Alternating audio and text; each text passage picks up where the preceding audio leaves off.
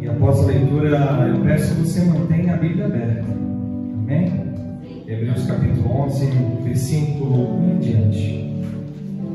Ora, a fé é a certeza daquilo que esperamos e a prova das coisas que não vemos. Pois foi por meio dela que os antigos receberam bom testemunho. Pela fé entendemos que o universo foi formado pela palavra de Deus, de modo que aquilo que se vê não foi feito do que é visível. A igreja pode tomar assento.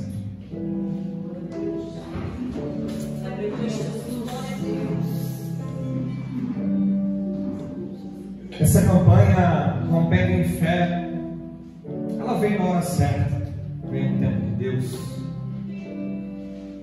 O meu desejo nessa noite é que você possa entender realmente o que é fé. Aleluia. Você sabe que a carta aos Hebreus é ao mesmo tempo profunda, enigmática, marcante e traz uma grande recompensa aos nossos corações. O autor da carta aos Hebreus, ele é desconhecido. Alguns acham que o autor é Paulo, outros Barnabé, Apolo, Priscila, Água. Mas a grande verdade é que a Bíblia não revela quem é o autor. Mas isso não impacta em nada a mensagem dessa carta. Você sabe que a carta aos Hebreus foi escrita para os cristãos judeus que agora estavam sendo perseguidos, seduzidos através de falsos ensinos, falsas doutrinas. E o objetivo desses falsos mestres era que esses cristãos abandonassem o cristianismo e voltassem para o judaísmo. A carta aos Hebreus é considerada por muitos o quinto evangelho. Se os 4 evangelhos falavam da vida de Cristo na terra, Hebreus fala da vida de Cristo no céu. Ele é nosso sumo sacerdote. Se você tem dificuldade em ler o livro de Levítico, você precisa ler Hebreus. Você vai entender de maneira bíblica qual é o papel dos sacrifícios dos sacerdotes no Antigo Testamento. E hoje nós vamos tentar responder a pergunta que fizeram para o presbítero Leandro. Como professor de escola bíblica, vocês sabem que eu tenho dificuldade de respostas simplistas. Porque quando a gente trata do reino de Deus, nem toda resposta é simples. O Evangelho é simples de entendimento, mas profundo na aplicação em nossas vidas. Então, se você tem costume de anotar, anote na Bíblia, anote no caderno, anote no celular. Nós vamos ver o que é fé, biblicamente falando. Na pregação eu aprendo que o que eu acho pouco importa. O que importa é o que a Bíblia diz. Então a gente vai ver 4 marcas da fé genuína contidas aqui nesse texto. A primeira marca da fé genuína é o sacrifício. Veja o versículo 4 do capítulo 11. Pela fé, Abel ofereceu a Deus um sacrifício superior ao de Caim. Pela fé, ele foi reconhecido como justo quando Deus aprovou as suas ofertas, embora esteja morto, por meio da fé, ainda vive. Percebe que a resposta simples nem sempre é a mais certa? Uma fé que não te leva a sacrificar algo. E quando fala em sacrifício, na linguagem do Novo Testamento, não é um animal. Romanos capítulo 12 diz que o sacrifício vivo e perfeito somos eu e você. A gente diz que tem fé, mas às vezes o nosso coração resiste em sacrificar algo em nome de Cristo. Se nós fôssemos perguntar a O que você teve que sacrificar para aceitar o Evangelho? E se você responder, Tiago, a minha vida é igual antes do Evangelho, eu preciso ser boca de Deus para te dizer que o que você vive não é Evangelho. Você pode chamar de motivação, você pode chamar de coaching, você pode chamar de autoajuda, mas na verdade nós precisamos de ajuda do alto. Então a fé genuína, a primeira marca é sacrifício. Por isso que nós insistimos na escola bíblica, nas pregações, que o Evangelho verdadeiro, ele aponta não para um pote de ouro, não para a carteira cheia, ele aponta para onde? Para uma cruz. Evangelho sempre usa o Evangelho. Essa é a primeira marca. Mas existe uma segunda marca. A fé genuína é marcada pela santidade. Olha o versículo 5 e 6. Pela fé, Enoque foi arrebatado, de modo que não experimentou a morte, e já não foi encontrado, porque Deus o havia arrebatado. Pois antes de ser arrebatado, recebeu testemunho de que tinha agradado a Deus. Sem fé é impossível agradar a Deus, pois quem dele se aproxima precisa crer que ele existe e recompensa aqueles que o buscam. Se você for ver a genealogia onde Enoque consta, de todos eles que são apresentados, desde Moisés, Matusalém, Enoque é o que menos vive. Quantos anos vive Enoque? 365. Ele foi o que menos viveu. Percebe que aqui tem uma lição? Tempo de vida, tempo de igreja, não significa salvação. Enoque foi o que menos viveu. Mas por que ele menos viveu? Porque diante da santidade de Deus tomou para si. Percebe que aqui a gente já começa a desmontar algumas teorias. Tiago, eu sou 25 anos membro dessa igreja. Tiago, eu sou presbítero, diácono, pastor. Mas a pergunta é: você tem fé? Você vive em busca de uma santidade? Nós entendemos que o mundo que nós vivemos é um mundo caído, quebrado, debaixo do efeito do pecado. A Bíblia fala que todos pecaram e necessitam da glória de Deus. E a marca de um crente que tem a fé verdadeira, a fé genuína, não é o fato de ele não pecar, porque todos nós pecamos. E quem diz que não peca é o quê? Mentiroso. Mas a pergunta é: como nós nos levantamos? E como nós procedemos assim quando nós pecamos? Glória a Deus. Essa é a segunda marca. Então, a primeira marca é o sacrifício, a segunda marca é a santidade. Mas existe uma terceira marca. A fé genuína é marcada pela obediência. Olha o versículo 7 do capítulo 11. Pela fé, Noé, quando avisado a respeito de coisas que ainda não se viam, movido por santo temor, construiu uma arca para salvar sua família. Por meio da fé, ele condenou o mundo e tornou-se herdeiro da justiça, que é segundo a fé. Na época que Noé recebe essa ordem, a terra não tinha visto chuva ainda. Imagina a crise de Noé, gente. Chegando para o povo e dizer o seguinte: vai chover, e a gente não sabe o que é chuva, e eu vou construir uma arca porque nós vamos se afogar. E com certeza Noé recebeu críticas. Noé foi desacreditado. Talvez o preço que você pagou por ser crente foi esse, diante da sua família incrédula, não é verdade?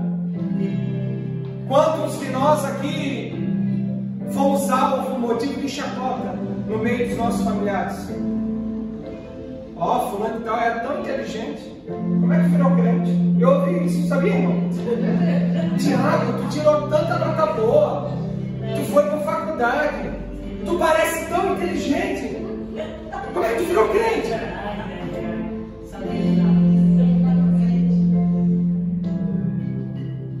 E é por isso que eu gosto de crente que estuda a Bíblia, gente.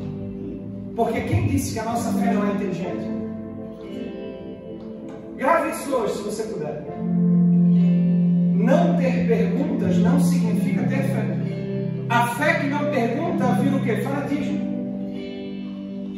João não perguntou? Os discípulos não perguntaram? E eles deixaram de ter fé? Não. A fé, ela nos move a buscar respostas. Agora, não quer dizer que nós a teremos. Versículo 8 do capítulo 11. Pela fé, Abraão, quando chamado, obedeceu e dirigiu-se. A história de Abraão você conhece. Abraão vivia em meio a uma terra de idolatria. Ur dos caldeus. Só que era uma terra próspera. Tinha tudo. E Deus chega para Abraão e diz: Abraão, sai da tua terra, eu vou te levar para uma terra melhor. É isso que Deus disse? Não. Abraão, sai da tua terra, do meio da tua parentela, para a terra que Ele de te dá. Se Deus mandar a gente largar algo essa noite,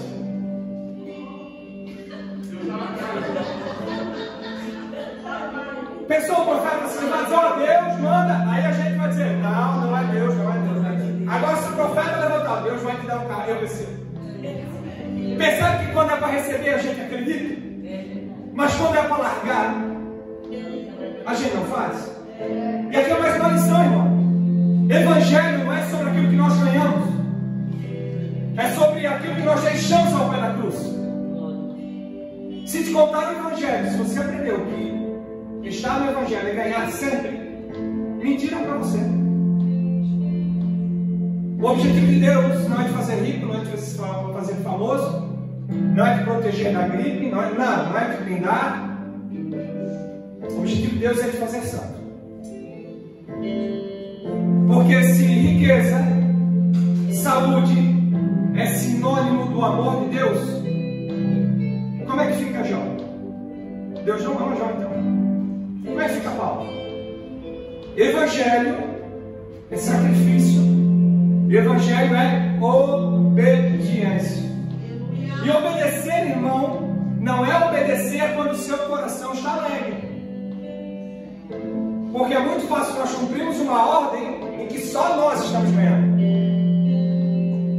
Obedecer é às vezes perder para ganhar. Mas existe uma quarta marca. A fé genuína é marcada pela espera. Traduzindo, paciência. Quem aqui precisa de paciência?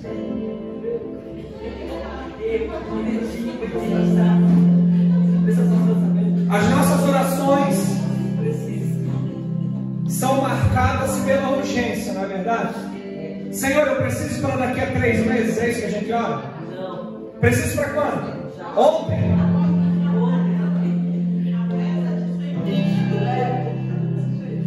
Mas quando a gente olha para a história de Noé, Moisés, Davi, José, eles esperaram muito, 13, 25, 35 anos. E nós, nessa geração, parece que a gente não consegue esperar 40 minutos de pregação. Pela espera. Versículo 11 e 12, acompanhe comigo, por favor. Pela fé, Abraão e também a própria Sara, apesar de estéril e avançar em idade, recebeu o poder para gerar um filho, porque considerou fiel aquele que lhe havia feito a promessa. Assim, daquele homem já sem vitalidade, originaram-se descendentes tão numerosos como as estrelas do céu, e tão incontáveis como a areia da praia do mar. Esse trecho aqui é bonitinho, porque diz que nós temos que esperar, mesmo que as circunstâncias digam não. Você, como conhecedor da Bíblia, sabe que Abraão também usou a bola. Ele recebe a promessa da geração em Gênesis capítulo 12, Gênesis capítulo 15, mas a Bíblia também fala que ele vai para o deserto tentar dar uma mãozinha para Deus. E nasce Ismael. E dali para frente as duas nações brigam uma contra a outra. Esperar, mesmo que tudo diga não. Você consegue esperar quando tudo está dizendo não? Será que nós desanimamos antes da hora? Mas tem a segunda verdade. Esperar mesmo que não vejamos a promessa se cumprir. Olha o que diz o versículo 13 e 14. Todos estes viveram pela fé e morreram sem receber o que tinham prometido. Esse versículo aqui o pessoal não gosta de ler muito nem de pregar muito. Porque a mensagem que a gente prega é o seguinte: não. Quem tem promessa não mostra na Bíblia. Moisés entrou na terra. Abraão contemplou a multidão de descendentes. Sara viu os seus filhos todos. Cuidado. Não bobeia. Quem tem promessa não morre se permanecer obediente. A Bíblia tem que ser pregada completa. Versículo 17 a 22, olha só. Pela fé, Abraão, quando Deus o pôs à prova, ofereceu Isaque como sacrifício. Aquele que havia recebido as promessas estava pronto de sacrificar seu único filho, embora Deus lhe tivesse dito: por meio de Isaque a sua descendência será considerada. Aqui Abraão recebe a promessa, mas Deus manda ele sacrificar essa promessa. Glória a Deus, fiel. Já aconteceu com você? Parece que quando a promessa está se cumprindo, a promessa vai embora. Abraão foi testado em sua fé. Sabe qual é o risco que nós corremos? É fazer da promessa de Deus o nosso Deus. Quero te dizer com todo amor do mundo que Deus nunca vai concorrer com a promessa que Ele te fez. Quero ser mais claro. Se Deus te prometeu um casamento, mas esse casamento te afastar de Deus, não te preocupe, Deus remove. Se Deus te prometeu prosperidade, mas lá na frente essa prosperidade te fizer empinar o nariz, humilhar os irmãos, deixar de ir na igreja, não te preocupe. Deus que eu sirvo, Deus que você serve, é especialista em derrubar o táxi. No versículo 21 fala que pela fé Isaque abençoou Jacó e Esaú com respeito ao futuro deles. A pergunta é: Isaque viu o futuro de Jacó e Esaú? Não. Irmão, ter fé às vezes é receber a promessa que vai se cumprir em quem? O seu filho. Glória a Deus. Aleluia. Você consegue se alegrar? Glória a Deus. Pensou, irmão, recebeu uma promessa? E Deus diz assim: ei, só tem um detalhe. Essa promessa eu vou cumprir, não em você, mas na tua descendência.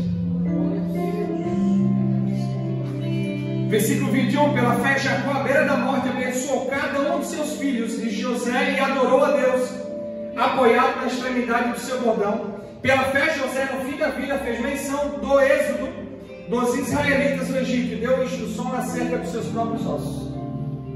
José falou acerca do êxodo, mas José não estava no êxodo. José falou do livramento que viria, mas José não foi livre. Ele morreu.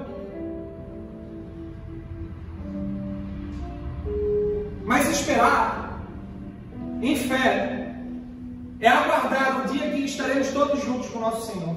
Veja o versículo 15 e 16. Se estivessem pensando naquela de onde saíram, teriam a oportunidade de voltar. Em vez disso, esperaram eles uma pátria melhor. isto é, a pátria celestial. Por essa razão, Deus não se envergonha de ser chamado Deus deles. Ele lhes preparou uma cidade. Quando Deus chama Abraão de Ur dos Caldeus e diz: "Ei, vai para uma terra que ele te dá", Abraão obedece, Abraão vai, Abraão peregrina na terra, mas a pátria que Abraão esperava não estava na terra. Estava onde? No céu. Quero fazer uma pergunta, irmão. Tenta se lembrar de pelo menos 3 promessas que você recebeu de Deus esse ano. Essas promessas têm a ver mais com a terra ou mais com o céu? Quero mudar a pergunta. Se Deus fosse ouvir um pedido teu nessa noite, esse pedido tem mais a ver com você? Ou tem mais a ver com o reino de Deus? A pátria celestial é o endereço de todo crente. A sepultura não é o nosso último endereço. A sepultura é o que nos liga à eternidade. Não é pecado ter dinheiro, acredito nela. Pecado é o dinheiro no cheio. O pecado não é ter dinheiro no bolso, o pecado é ter dinheiro no coração. O pecado não é ter dinheiro como servo. O problema é ser servo do dinheiro. A ponto de Jesus chamar só o dinheiro de Senhor. Jesus não chama Satanás de Senhor. Jesus não chama Baal de Senhor. Mas Jesus chama o dinheiro de Senhor. Mamon. Tem um livro. Eu até emprestei para mim na igreja, não lembro quem. O título desse livro ele vai deixar você preocupado, mas o título do livro é assim, ó, Cartas de um Diabo ao Seu Menos. E ali nesse livro está escrito assim: a maneira mais fácil de afastar alguém do reino de Deus é tornando esse alguém próspero, a ponto desse alguém deixar de mirar a eternidade e se apaixonar por esse mundo caído. Para muita gente a prosperidade é um passo ao inferno. Tem gente que se ficar rico, irmão, desvia. Tem gente que se ficar com a saúde 100%, abandona o Senhor. Tem gente que se conseguir um marido, uma esposa, um casamento, filhos, nem crente fica mais. Porque aquela bênção que vem de Deus se tornou o próprio Deus. E Deus derruba o altar. Deus destrói o bezerro de ouro. Mas esperar é entender que no reino de Deus perder é ganhar. Olha o versículo 23 do capítulo 11. Pela fé Moisés, recém-nascido, foi escondido durante 3 meses com seus pais, pois esses viram que ele não era uma criança comum e não temeram o decreto do rei. Pela fé Moisés, já adulto, recusou ser chamado filho da filha de Faraó. Mas não pense se fosse eu, prestes a morrer, e a filha de Faraó me adotasse. Esse meu coração pecador, ó, tu vai ser chamado filho de Faraó. É eu? Chama eu. Só eu? Será que é só eu? Acho que só eu tenho que me converter. Moisés disse: ei, desse banquete eu não participo.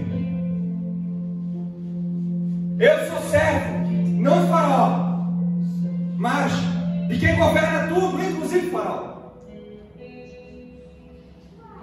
Percebe que fé não é tão simples? Às vezes parece que você vai estar perdendo, irmão. Grave isso.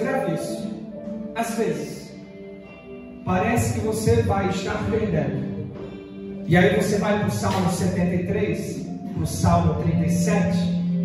É a crise de Asaf. Senhor, os ímpios estão prosperando. Olha, irmão, os ímpios prosperam sim ou não? Sim. Às vezes não parece que os ímpios estão se dando melhor que a gente? Sim. Mas Asaf tem a virada de chave. Quando ele entra no santuário, entra no templo. E na linguagem do Antigo Testamento, entrar no santuário, entrar no templo é estar na presença de Deus. Sabe essas injustiças que nós vemos? Sabe a maldade que está ao nosso redor? Sabe quando a gente acha que nós estamos perdendo, estamos do lado errado dessa guerra? Quer curar isso? Vai para a presença. Vai em oração. Vem para o culto, não fique em casa não. Glórias. Diante disso, quero encerrar com algumas aplicações rápidas do seu coração. Fé é muito mais que um sentimento. A pergunta é: o que a Bíblia fala dos meus sentimentos e do meu coração? Enganoso. A fé é só sentimento? Não. Mas o que a Bíblia diz sobre fé? Não é o que eu digo. O que Efésios 2, versículo 7, 8 e 9 fala? A salvação é através da graça, mediante a fé, e isso é dom de... A fé é o que também, então? Um dom. Sabe por que você crê? Não porque você é especial, mas é porque Deus te deu esse dom. Então a fé é um dom, e a fé é um sentimento. Mas esse sentimento não é o sentimento do meu coração, é um sentimento que me liga ao mundo espiritual, é um sentimento que vem direto do trono de Deus. A segunda aplicação é que fé é entender que até estarmos com Ele, nós passaremos por aflições. Talvez você veja aqui assim: eu quero uma palavra profética que eu não vou mais sofrer nessa terra. A Bíblia não me autoriza a fazer isso. No mundo tereis aflições. Fé não é deixar de perguntar, irmão. Está em dúvida?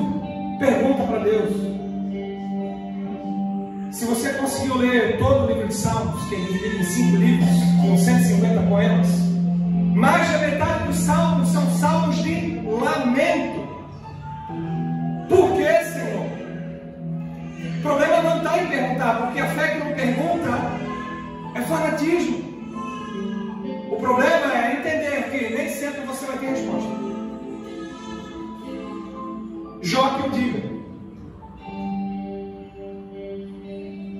Fé é viver aqui, mas mirando na eternidade.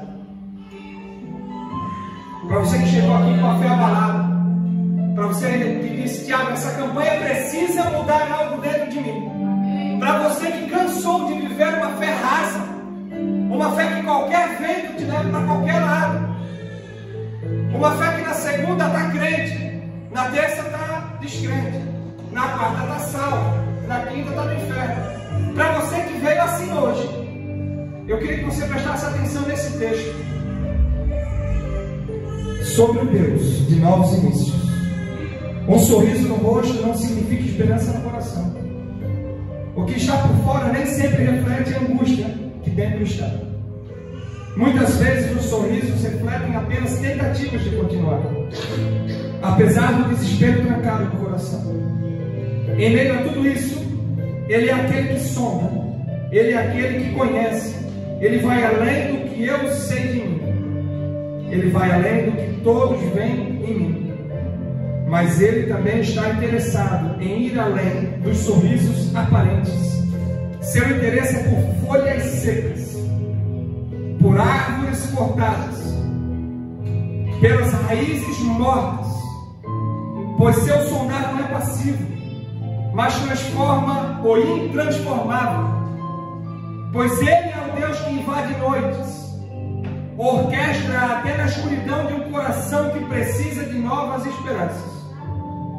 Assim, nunca se esqueça: Ele é o Deus de novos inícios, apesar de todo e qualquer ponto final.